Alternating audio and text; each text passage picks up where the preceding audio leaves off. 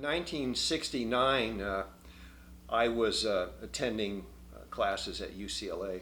I had plans on becoming a doctor. I had a fairly high GPA, but I'd already spent years in college, and I was getting kind of tired of it. And I thought, even if I could find a medical school that would tell me to pay for medical school, and then I have a more college of 4 years, and then I have a residency, and then I have to take a loan to get some equipment from my office. And it's going to take me forever. I didn't know what I was going to do. I really didn't. I was kind of down on becoming a doctor, and I really didn't have any alternatives that I could really felt really good about. And at that time, I was teaching classes at the martial arts classes, Kempo at the Santa Monica School. And one day, a man walked in with his son, 10-year-old son, and he was looking for somebody to teach private lessons at his home. And the school was being run by Paul Dalton at the time, and Dalton kind of indicated me because I was at that time I was the head instructor there under Ed Parker. And so this man approached me after I was finished doing what I was doing, and he introduced himself as Blake Edwards, the director of the Pink Panther movies and long string of movies. And his son, Jeff, and he said he'd like somebody, me, offered to have me come up to his home to teach Jeff private lessons, and him and his wife when they were available. And I told him, I said, I'm really bogged down with school and everything, but then it dawned on me. He said, really, my wife? And I thought, wait a minute. And so I said, he said, why don't you come up on Saturday and we'll talk about it? And he gave me the address. I said, I'll do that. So the reason I said that was because I wanted to meet who I felt was his wife, was Elka Summers, who had played the role in A Shot in the Dark as the Swedish Maid. I mean, a real knockout, a German siren, blonde. I mean, everybody was in love with the Swedish Maid in A Shot in the Dark. And I said, God, I get to meet Elka Summers. At that time, I think she was married to Joe Himes. And so I was going up there mainly to meet Elka. And I just thought it'd be a nice Saturday, take an hour and go up there. So I arrived, and the houseman rang me in. The big gates opened in the front, and I drove up the big driveway and parked my car up near the pool house, up on another level, and walked down. I was led in the house, and the houseman said, Blake, Mr. Edwards is not here right now, but the lady of the house is, and if you'll have a seat in the living room, she'll be right down. So I did. It's a beautiful living room. I mean, artwork everywhere, and floral arrangements, Rigaud candles, 14-foot glass window. I mean, and a waterfall outside of I thought I'd walked into the front cover of Home and Garden. And I'd been there a while, and I'm kind of looking around, and I think, gee, this is a nice place. And all of a sudden, I hear the footsteps coming, down the parquet floor, and I kind of look, and there's a beautiful woman coming towards me. And as she gets closer, I say to myself, wait a minute. I recognize her. That's not Elka Summers. That's Julie Andrews from Sound of Music. What is she doing here? I mean, is this some sort of weirdness in Hollywood, sort of a tryst going on that I stumbled onto? I mean, what is she doing here, and why is she being referred to as the lady of the house? I just thought that was very strange. So she walked up to me, and you think she was beautiful in Sound of Music. She was 10 times that in person. I mean, what a ravishing, wonderful personality. I mean, just really charming. And she looked at me and she said, you must be Mr. Bleecker. Blake has told me all about you. He's on his way. He's running a little late. And I'm still a little confused. And I said, well, thank you. And I'm still looking at her like, I didn't know what to do. And I figured something's wrong here. And then Blake walked in all of a sudden, and she walked in, said, hi, darling, and walked over and kissed him, and hi, sweetie, and so forth. And then it all straightened out quickly enough, and I realized that I just mistakenly thought that Blake was married to Elka Summers, and he wasn't. He was actually, Blake and Julie were not married at the time. That was her house, and he was living there. They married shortly thereafter. So that was my introduction to Blake Edwards. Now, Blake had offered me an outrageous amount of money to teach private lessons. The deal that he offered me was just, I could not turn that down. And so I started teaching private lessons. And then not long after I started teaching private lessons, I started being included in family dinners. They had every Wednesday they ordered out Love's Barbecue, and he asked me to go drive to Love's and pick it up. So he always included me in the Wednesday, and then they had on weekends they would run movies at the house, and he'd occasionally ask me. Julie asked me to take her daughter Emma and Jennifer and Jeff to a private screen showing of Tom Jones, who was doing a television show. And I just had all these perks going on. And then I was around the house a lot. And Blake had said, there's some cars up at the pool house. There's a Lincoln Continental there, a Country Squire, station wagon, another car, that General Motors or Ford Motor Company had. Every year they delivered new cars to Blake Edwards for free, if he would just use them in his movies if he felt like it, or if he was seen driving the Lincoln, or Julie was driving the Lincoln. That's good for business. I mean, somebody sees Julie driving a Lincoln Continental and say, oh my God, forget the Cadillac, I'll get a Lincoln. So those cars were up there, and he said, just anytime you need the car, just use it. They're full of gas, the keys are in them, and just use the cars. So that was an extra perk. So then one day he told me that he was going to Europe to scout locations and asked if I would watch the house while they're gone. It could be gone for about a week. I said, well, sure.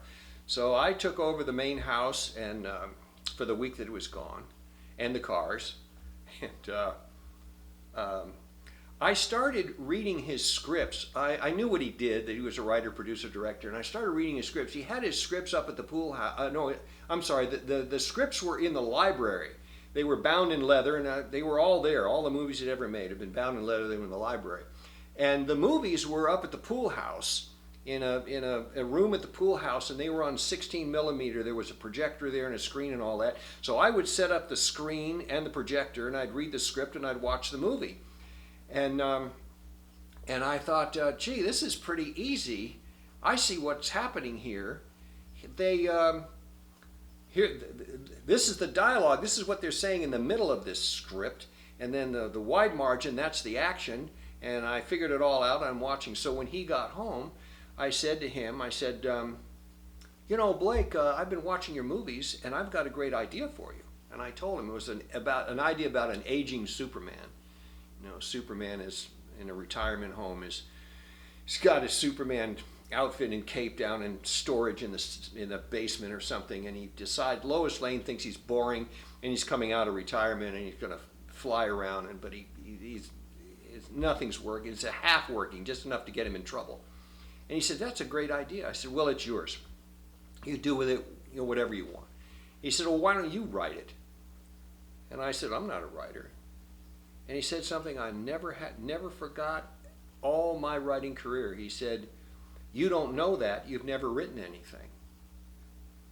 And I thought, well, that's a novel idea, isn't it? How would I know if I'm not a writer? If I'm a writer, if I've never written anything? So I said, well, I'm living in this single apartment, and it was a bachelor apartment actually, one room down in Brentwood. It's noisy. I said, I don't know how to write, so forth. I don't even think I had a typewriter. He said, well, listen, I have a beach house in Malibu. Why don't you just go stay down there? And you can take one of the IBM Selectrics with you. Just go down there and write it. I don't use it. Julie, we don't use it. Why don't you just go down there? Private beach house in Malibu. I had Lee Marvin on one side and a music composer on the other side. So here I am down in, I said, well, I'm going to turn that one down. So I moved into the beach house. The beach house later sold to Ryan O'Neal. He's still there, as a matter of fact. He added a second story, and he and his wife, I don't think, were they married? He lived there with Farrah Fawcett for years and years, and he's still there.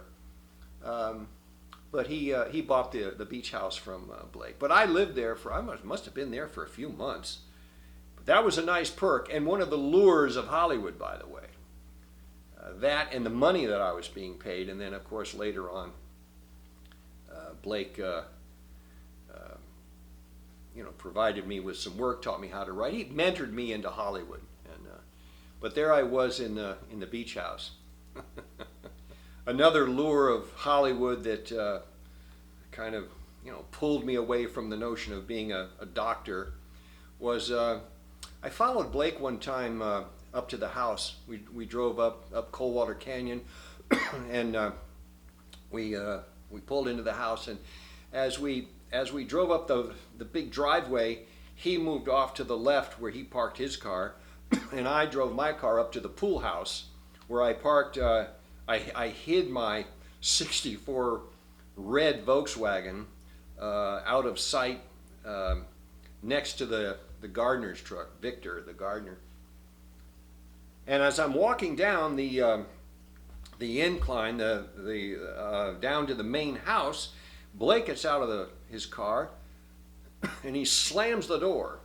Now he was driving a new XKE 2+2, the one with the hatchback in the back, and the 4.2 liter engine, and that car had a phone in it. This was 1969, so he had a phone with an antenna on the back and an actual phone in the car in 1969. He's the only one I ever knew that had a phone in the car in that year. So as I walk down, he gets out of the car and he slams the door. And I said, "What's wrong?" I figured he had a bad meeting or something. I don't know. He said, "This damn car," he said, you've got to be a contortionist to get out of this damn thing." And I said, "Well, I'm sorry to hear that." I said, "I have a solution for you." He said, "What is it?" I said, "Why don't you trade cars with me for a week? You drive my '64 Volkswagen around, and I'll drive your car. And I guarantee you, after a week, you're going to love this XKE. I mean, you're just going to think this is the greatest car." And he said, "You like this car?" I said, "Are you kidding?" He said, "It's yours." And he handed me the keys. And I said, "I can't pay you for this." He said, "Don't worry about it. You'll be making enough money soon enough. You just pay me when you make some money." And I drove home in my Volkswagen, and I put an ad somewhere, and I said, "The first guy that calls me, I'm giving him the car. I don't care if he lowballs me. I'm giving it to him. I'm gonna pay it forward," as they say today. So there I was, driving a brand new XKE. I had to take the phone out, by the way. I did have a little speed bump. I told Blake to send me the insurance, whatever the insurance payment was, to just send me the insurance payment. And I got the insurance payment at some astronomical amount of money. I couldn't believe the monthly payment of the insurance. And I called the insurance company, and I said, "There must be a mistake here. This amount of money for even, it's a nice car, but He said, "Oh, no, that's what it is, because that car is insured as a target vehicle." I said, "What does that mean?" He said, "That means that because of Julie Andrews, some people will see her in the car, either riding as a passenger or driving it. If she's driving that car, people will just hit her just to meet her. And that's why it's insured so high. It's a target vehicle." I thought about that, and I said, "God, if I'm driving around Hollywood and I'm in Beverly Hills and I see Julie Andrews drive by and she pulls up to a stoplight, and I think, gee, I'd like to meet her, why not just bump her in the back bumper? By law, she has to pull over. She has to give me her license, insurance. We have to chat it up a bit. I'll be glad to pay to fix her a little ding in the bumper just to meet her." And so that's why it was a target vehicle. And I told the guy, I said, "I promise you, on my mother's eyes, that Julie will never be in this car. I promise you that. And she certainly will never drive it. She has her own car." And she drove a 280 SL Mercedes. She was a good driver too, fast driver.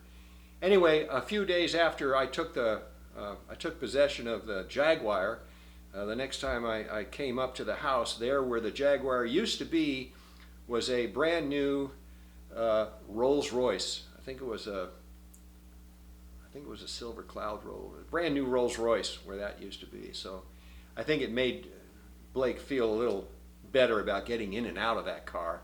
Plus, he didn't like the fact that the antenna on the Jaguar was at an angle. He said, the damn thing looks like the Roadrunner. So that was another lure. I mean, these things just kept happening. And after a while, I said, I'm in. And I stayed in that business for 18 years. And I had a good run. I had a good time.